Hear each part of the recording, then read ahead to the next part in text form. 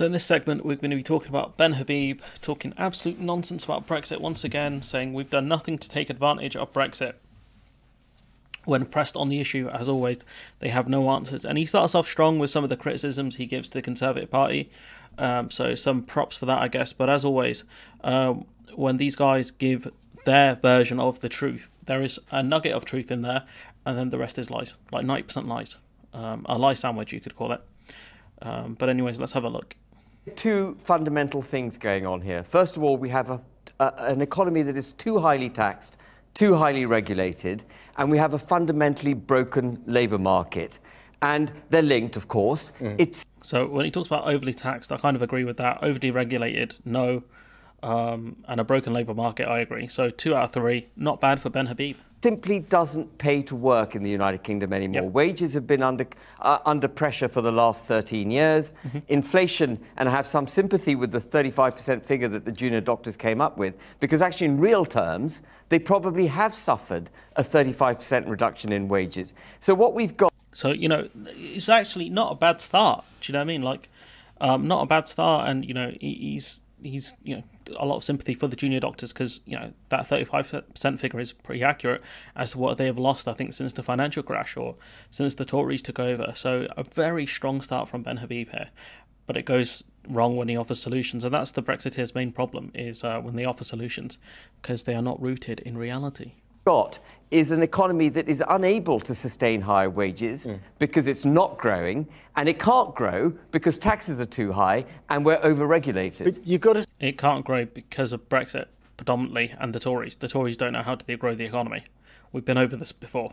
Austerity is not how you grow the economy. That's it pretty much. Start fixing it somewhere. You've got to administer the medicine at some stage. So what would you start with? And well, would you give them the money they want? Well, first of all, I would absolutely not have increased corporation tax from 19% to 25%. I'd reduce taxes on businesses across the board. So with the corporation tax increase, according to the Treasury's own analysis, cutting it to 19% made no difference. So increasing it, you know, which is still within the levels of the other G7 members, by the way. Other G7 members have higher taxation, and yet they're all doing better than us. So it's not just down to the corporation tax increase, which is a tax on profits, which a lot of these companies just funnel away anyways. So, you know, the corporation tax increase is a bit of a red herring. I would probably increase the tax-free threshold for, you know, the lowest band from 12,000 up to 20, possibly 25,000, taking lots of... You know, the 25,000 figure is just ridiculous, but I think increasing the lower band would help. Maybe reducing some of the national insurance contributions as well, and so at least people have a bit more disposable income. So again, not bad. People out of the tax net and making it pay to work. But what about their pay demands? The junior doctors' pay demands, for instance. Well, you can't afford it. You can't afford 35%. As justifiable as that figure might be, it's unaffordable. It's nonsense. You know, we can't afford to do it. We can't afford to give public sector workers a massive pay increase. It won't cost as much as the headline figures, because some of that money we will claw back in taxation and national insurance contributions anyways. So effectively, to an extent, they are paying themselves a pay increase. So, you know, it is affordable. It just depends on what you want to pay. That's the, you know, what are the priorities for the government of the day? That's the real question. Okay. Now, do you agree with what Ben had to say, or do you have a different solution to the problem? Well, the thing that is holding us back is the lack of investment, right? You need a return on the investment. We don't just need to have what we have had in the past, which is massive tax cuts for the rich. It hasn't made us more prosperous. We had, by the way... I didn't mention tax cuts for the rich. We had the lowest tax... Yeah, he's not going to mention that, because when Liz Truss kept trying to do that and it didn't go well, but he keeps talking about the tax burden. So it's like, how would you fix the tax burden? Because he's mentioned corporation tax and the, you know, increasing the bottom threshold, which is great. But I would not be surprised if he, you know, on a different forum, if you had mentioned, you know, cutting taxes on the rich. We had the lowest corporation tax rate in the G7 and the lowest business investment rate. Why? Because we didn't have the infrastructure that we needed, the skills that we needed. Businesses don't just locate in areas where the tax rate is lower. Otherwise, Somalia would be richer than Sweden. That's but when certainly George not the case Osborne, today. the one... That's a good one. Yeah, Somalia would be richer than Sweden. I think there's other factors that go into it. You know, I've been reading more about kind of Ireland and their kind of top exports. It's pharmaceuticals, which is crazy, because, you know, no one really talks about it. Not even me. You know, I always assume agriculture. But one of the reasons why Ireland is picked isn't just because of its low tax rates, because of the language. You know, they speak very good English. But it's not just English, because people in the Netherlands speak English. It's down to an educated workforce, as well as other factors, which obviously the Dutch have. I'm not gonna diss the Dutch because they're really cool, and they gave me some of my favourite quotes, like Van Gaal when he said, "Is it me that is something on the lines of, is it the case that I am so smart or are you so stupid?" And I'm like, damn, Van Gaal, you didn't have to do that to people. But yeah, there's multiple factors that go in. It's not just the tax rate. It's are you going to have enough workers? Things like that. Is the language barrier going to be a problem, etc. So that's one of the other things that go into it, and that's one of the reasons why the UK, I think, has struggled. The infrastructure is not great here. The lack of skills, I think, it's not great. It's not great here either. We don't value trade schools in this country, amongst other things. So I think when he talks about infrastructure, it's not just kind of the roads and the buildings. It's more than just that. One good thing George Osborne did was to cut corporation tax, and actually GDP went up quite dramatically after that. And GDP went up post-recession, post-2008 recession, because we had a massive dip. That's why, the argument he makes about the corporation tax cut is a fallacy. Are you saying just because he lowered the corporation tax rate, we had a massive increase in GDP? It's nonsense. And the Treasury have debunked that anyways. So it's just lies. The lowest investment in the G7. Why is that? Is it the B word? And we've just had a very tangible example of AstraZeneca choosing the Republic of Ireland over Liverpool for its next facility, and because of corporation tax. But isn't it a bigger problem? They did cite that, to be fair. They did cite, I think, it's the corporation tax rate. But I think they have operations in Ireland already. Not just about levels of taxation or even levels of pay. It's about levels of education. It's about bringing up our woefully low productivity that we've had for 10 years now in an era of cheap money that, frankly, we've squandered, haven't we? Well, that's exactly why we have seen so many people leave the labour force, 500,000 people out, because we haven't had investment in our NHS. People are too sick to work. That is costing us in economic growth. We are having a situation where people can't travel backwards and forwards to work. And like you say, a lack of investment in skills as well. I want to... No, when he talks about cheap money, he means like low interest rates. And, on the healthcare thing, we've discussed that in the past, where people have niggling injuries that haven't been looked after and they get progressively worse. And, I think he mentions travelling back into work. When I've been applying for jobs recently, all of the jobs are out of town or just too far away. It's just ridiculous. If you don't have a car, or if you're not willing to commute more than an hour and a half, then it's just not feasible.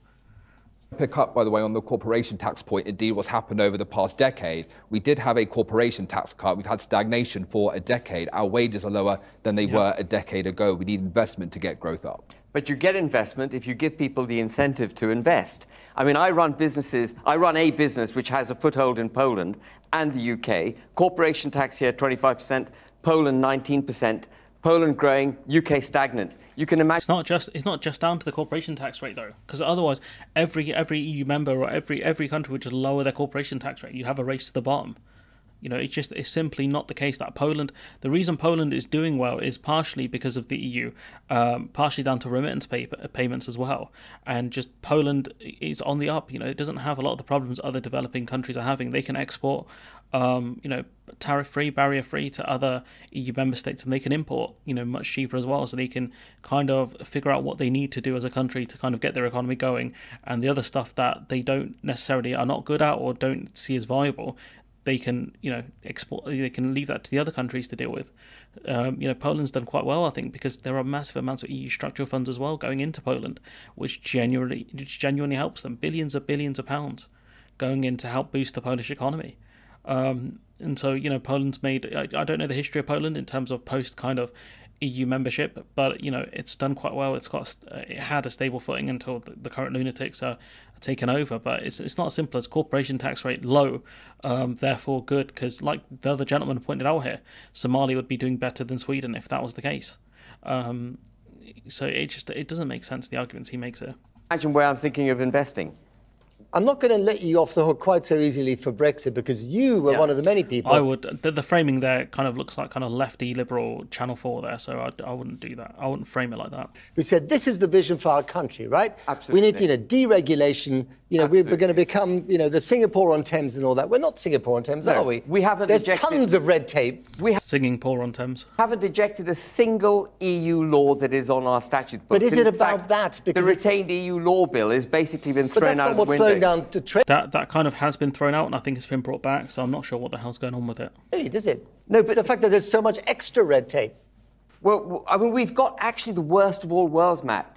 Being absolutely frank, we've got Brexit, but we've done nothing to take advantage of Brexit. Brexit should have been an opportunity to do precisely what you just described, which is to get rid of EU bureaucracy, to make the United Kingdom make policies that suit the British national interest and are designed to propel our economy, like, not the European But is that Union's still? But Jivan, is that La La Land fantasy stuff, or is that actually a real possibility that we just haven't implemented yet? I mean, I certainly say that there's no regulation that Ben can point to that's holding back British business. Absolutely There is can. nothing in a situation where actually we have, for example, in this country, right, we have the highest inflation in the G7. Why? Because we have some of the highest energy bills. Why? Because we haven't got renewables and home insulation. That's higher. It's not just that either. You know, the EU have done windfall taxes. The other countries have done windfall taxes and given that money back to people. You know, they put things like caps, I think, in place as well.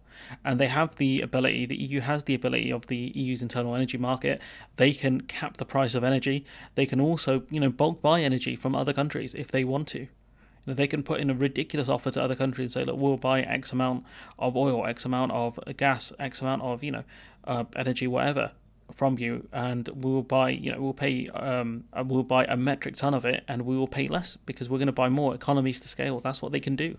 Bills driving towards, I mean, higher bills for businesses, higher bills for households. That's the reason why we are seeing another drag on growth on the other side. It's not just this Singapore-on-Thames, this fantasy land that Ben sometimes likes to live in. It's about how you get return. And Ben, by the way, you are a businessman. As a businessman, you want to see return on your investment. That's not just about the cost of doing business. It's about the revenue side as well. Let's be clear. Are you producing more? Okay, hang on a minute. Just, we've only got 20 seconds left. You asked me for a policy that I get rid of. One of them is this drive towards net zero, which undoubtedly... Net zero has nothing to do with the EU. Net zero has, I think, nothing to do with the EU. It's been conservative policy since 2010. So this argument of net zero, nothing to do with Brexit at all. If we didn't want to do net zero, we didn't have to. I don't know which other EU member states are pushing towards net zero. We did sign up to the Paris Accord, which has nothing to do with the EU. That was a global agreement with multiple other countries. Nonsense.